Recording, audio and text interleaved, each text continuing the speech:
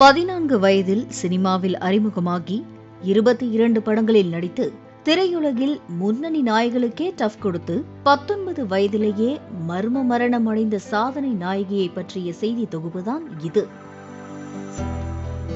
மகாராஷ்டிர மாநிலம் மும்பையில் பிறந்தவர்தான் நடிகை திவ்ய பாரதி. பாலிவுட் மற்றும் தெலுங்கு திரைப்படங்களில் நடித்த இவர் ஸ்ரீதேவி, மாதுரி தீக்ஷித் உள்ளிட்ட நாயகிகளுக்கே டஃப் கொடுக்கும் பேரழகி என கொண்டாடப்பட்டார்.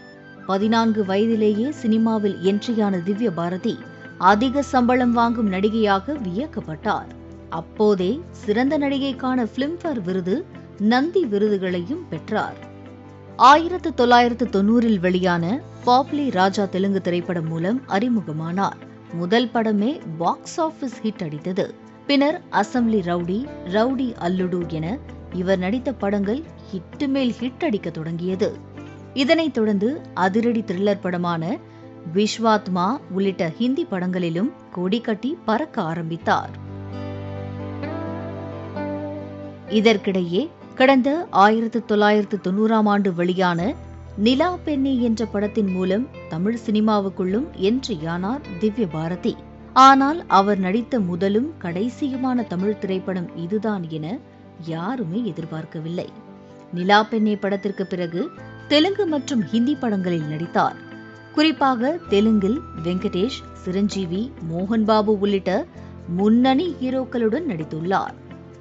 இப்படி பல முன்னணி ஹீரோக்களுடன் நடித்து பரபரப்பாக பேசப்பட்ட திவ்ய பாரதி கடந்த 1992ஆம் ஆண்டு 2 தெலுங்கு படங்கள், 10 ஹிந்தி படங்கள் என 12 படங்களில் நடித்துள்ளார். ஓராண்டிலேயே 12 படங்களில் நாயகியாக நடித்தார் என்பதுதான் ஹைலைட்டிலும் ஹைலைட். பாலிவுட் சினிமாவில் முன்னணியில் இருக்கும் நடிகைகள் கூட வருடத்துக்கு 5-6 படங்களில் நடிப்பதே பெரும் சாதனை என பேசப்பட்ட காலகட்டத்தில் திவ்ய பாரதி 12 படங்களில் நடித்தது சாதனையிலும் சாதனையாக வியக்கப்பட்டது. 14 வயதில் மாடலிங் உலகத்திற்கு என்ட்ரியாகி 16 வயதில் பல்வேறு மொழி படங்களில் நடித்து திரையுலக பயணத்தில் உச்சத்துக்கு போனார்.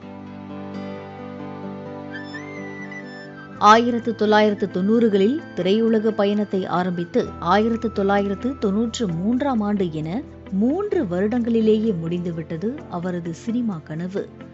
அவர் இறக்கும்போது கூட 12 படங்கள் கைவசம் இருந்ததாகவும் கூறப்படுகிறது.